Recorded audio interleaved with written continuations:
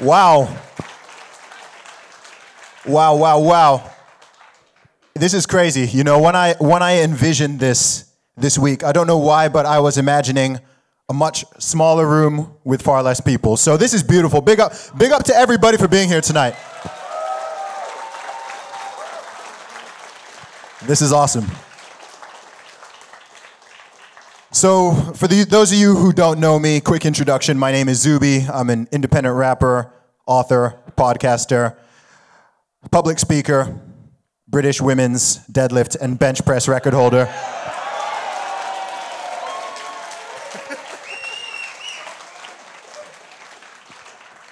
It's actually the 1-year anniversary, pretty much, of the day that I decided to identify as a woman for 9 seconds. And yeah, what can I say? The past year's been pretty crazy. Thank you so much. Thank you.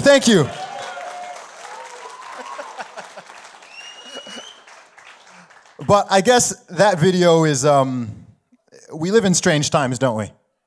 We live in strange times in a lot of ways. And what's really funny with that video is I actually went back in my WhatsApp chats. I've got a family WhatsApp group where it's got my parents, my siblings, my whole family. And I went back to 2016. And I was having a conversation with my parents and my family about how there's this sort of strange thing which is arising where anybody, whoever they are, can, you know, just identify as whatever they are, and they can go in sports. Men can say they're women and compete in sports. And I was basically predicting the future. I was telling them look, this is what's going to happen, and this is the Pandora's box that's being opened with this thing. And, you know, everyone was like, Zuby, you're being alarmist, you're being silly, and 3 years later, British women's deadlift record holder. So people need to pay more attention to the things I'm saying. So, you know, I came in here today and I didn't really know what I was going to talk about. I know I wanted to talk a little bit about freedom of speech, which is something that is super duper important to me. And I don't know, thank you. Now, I'm a clean guy. I don't use profanity. I don't cuss. I don't swear. Not even in my music.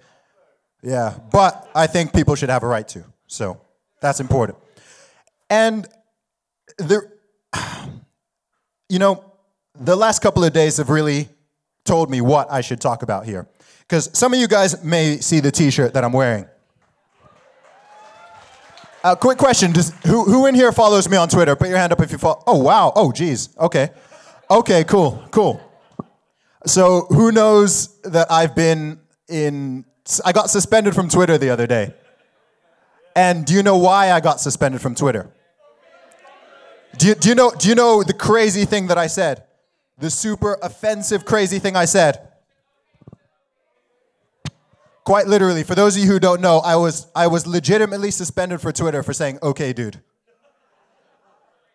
I've been on Twitter since 2009. The very first suspension I ever get was for saying, okay, dude. Now, there's a lot of people now who are like, no, that can't be right. You must have said something else. There must have been some bill.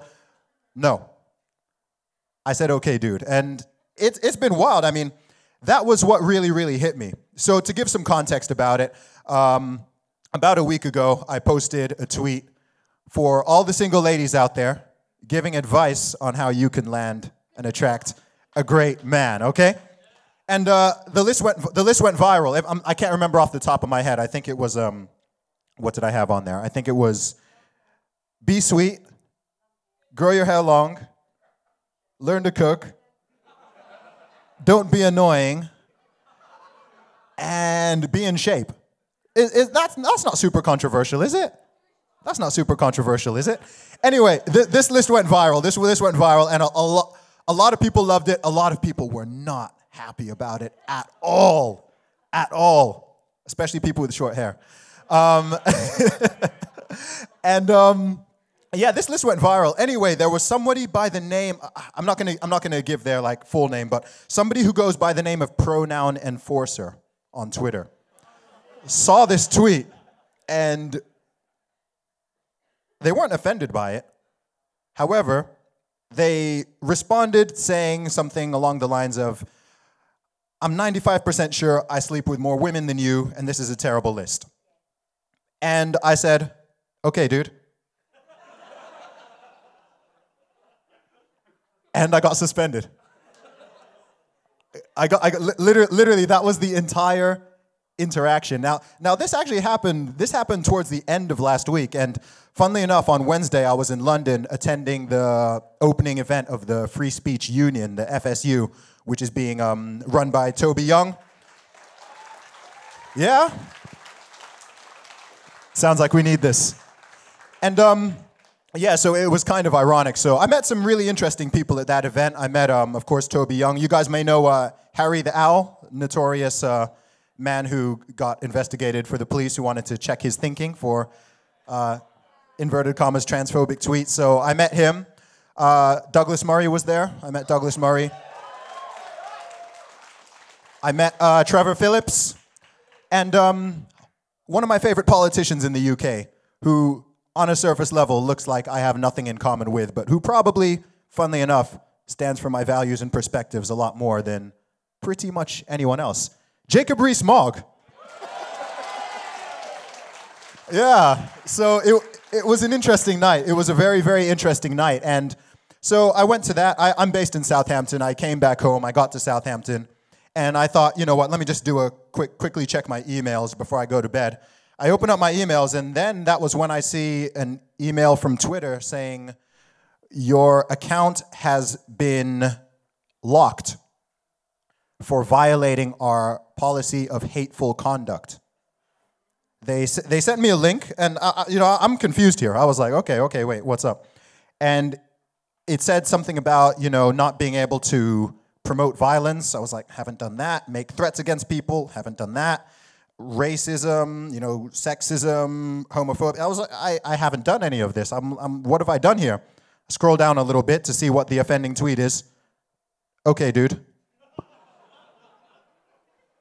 It was a really bizarre moment for me. I don't know if you guys ever have these times where you're not sure if it's like you're being pranked or you're being punked or something's not quite right here. And I go onto it, I can't log it. I'm kicked out. I can't log in.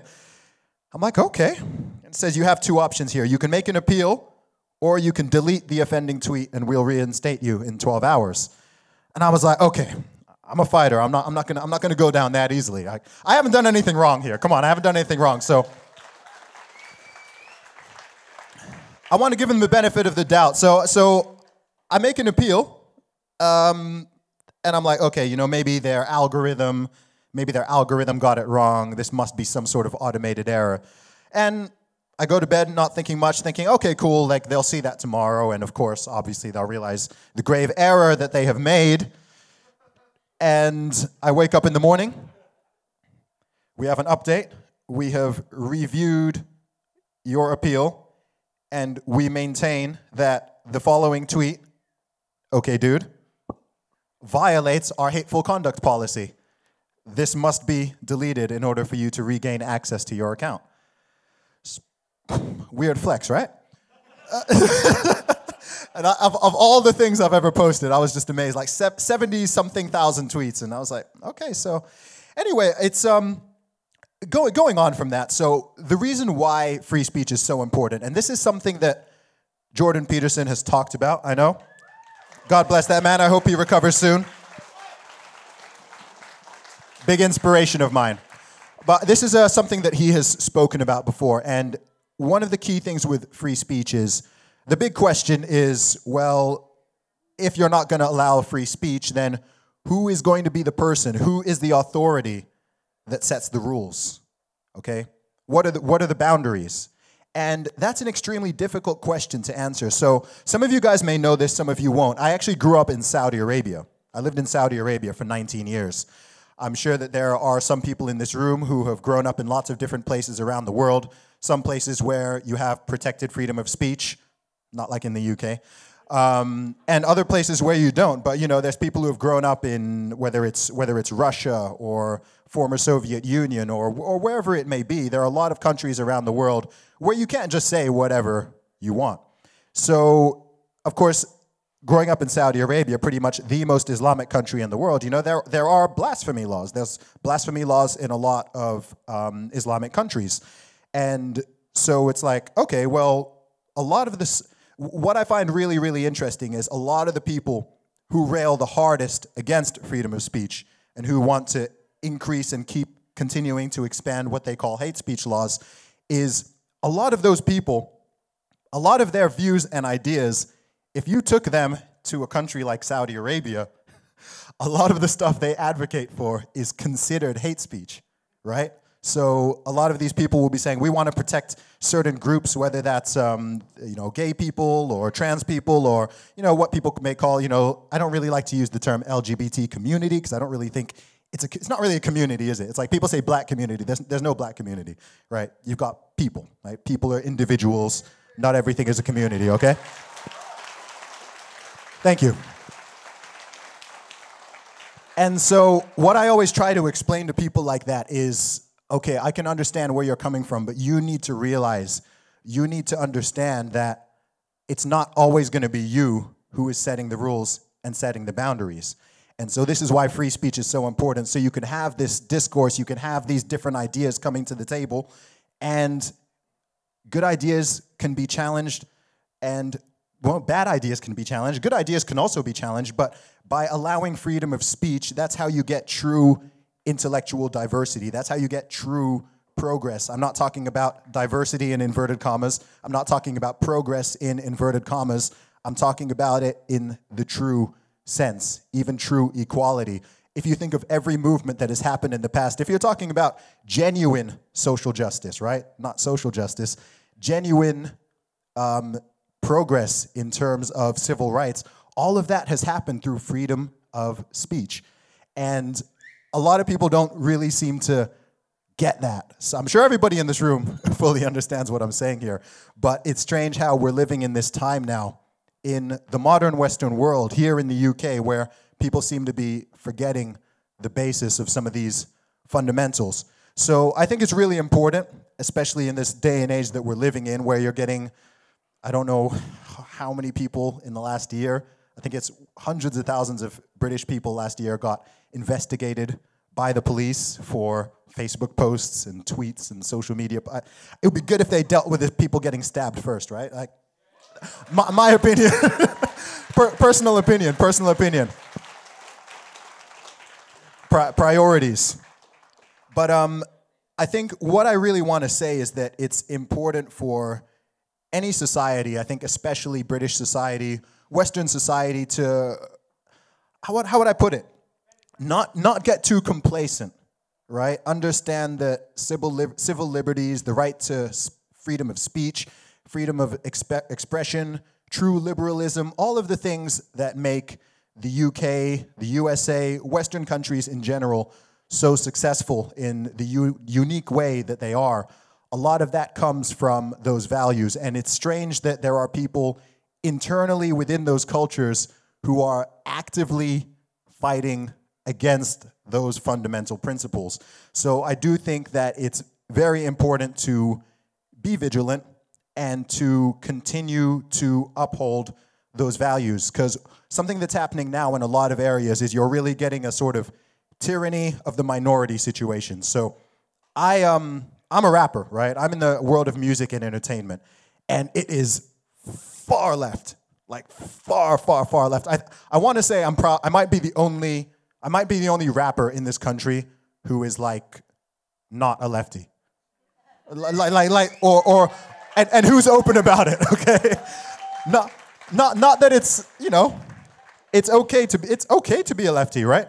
But it's so a couple of boos there. Ooh. No, but I don't think people understand just how biased the whole industry is, right? I know a lot of people who work in the music industry in the US. I know actors, people working in Hollywood, academia, tech. A lot of these fields, the bias has gone so far that there's a lot of people basically living in fear, right? The amount of DMs I get, emails I get, messages I get from people who are like, dude, I love what you're doing. I love what you're saying, but I can't retweet you. I can't like your stuff. Like some of them won't even follow me because they're worried that someone else that they work with, or maybe one of their clients or something, will see that they follow me, and I might say something conservative, and it's like, oh my gosh, you follow that guy who spoke to that guy, who spoke to that guy, who spoke to Sargon of Akkad. So, like, but it's crazy, you know. There is this chill, right? There's this chill.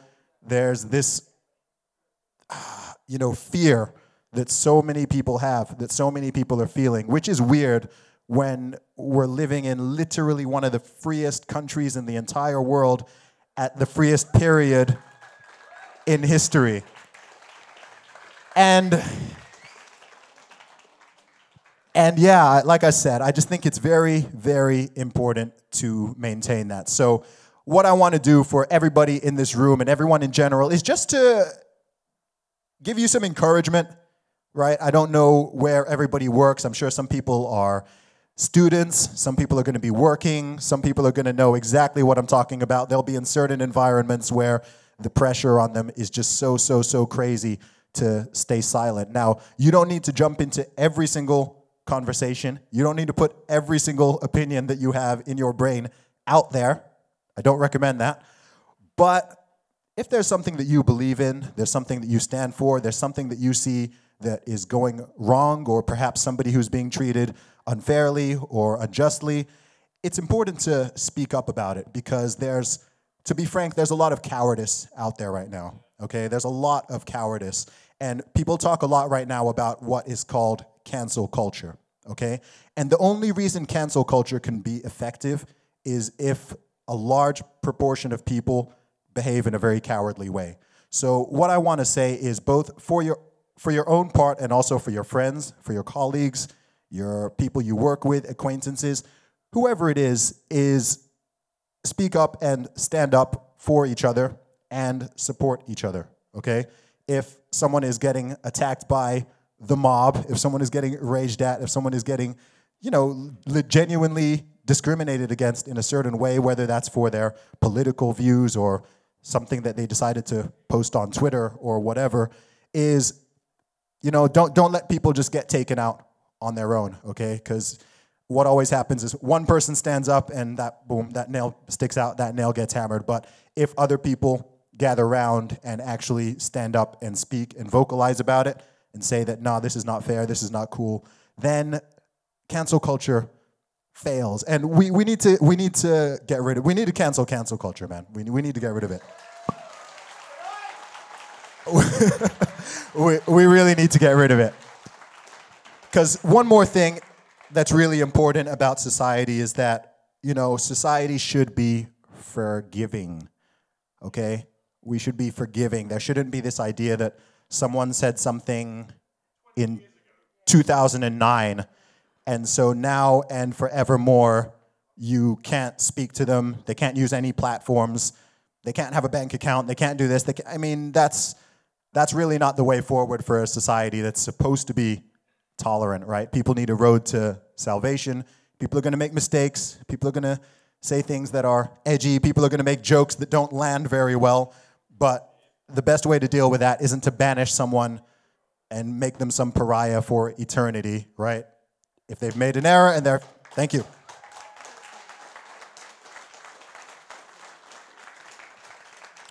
If someone's made an error and, you know, apologize to people, give them a way back in. And most importantly, and this is going to be the hardest part, please also do this for people who you disagree with. Right? That is actually the most important thing, because, you know, because I mean, I saw this myself the other day, all right? There's a lot of people on Twitter who don't like me. I didn't realize how many people don't like me until, like, quite recently. But after I got kicked off of Twitter, temporarily suspended, like, I was seeing, like, there were thousands of accounts that were celebrating. Like, Zuby, like, that guy, I didn't like him anyway. Like, he's a bad, not that I violated the terms or, like, I hurt somebody or somebody, just don't like him, get rid of him. And, you know, it's easy to be very reactionary and want to do the same thing when that happens to someone who's on the other side. But I encourage you not to, right? I think the best way that we can all overcome this is to stand up for people's right to have opinions, people's right to express opinions. If you don't like an opinion, you can challenge it, of course. But yeah, this idea of just trying to, because what's going to happen is that circle just, I call it a circular firing squad, because nobody can ever be woke enough, nobody can ever be perfect enough, no one is ever going to get everything right, and that circle is just going to keep getting smaller and smaller and smaller. The range of acceptable opinions is going to keep getting smaller and smaller and smaller. So, what was that? Snake eating its own tail, that's right, yeah. What's that called? Ouroboros? Something like that? Yeah? Yeah, so, yeah, I don't want to ramble on for too long. That's really my message. So, tell the truth. Be honest, stand up for yourselves, stand up for other people, and please, please, please, this freedom of speech thing that you've got here in the UK, it's actually a really good thing, and it's actually really unique. Okay, not every country in the world you can just say whatever you want. Okay, you can't just diss your own politicians and diss your own presidents and make fun of each other and use certain words and do all of these things that you're able to do. So understand that it's actually quite a precarious situation, and that needs to be maintained, and that needs to be fought for. Thank you very much.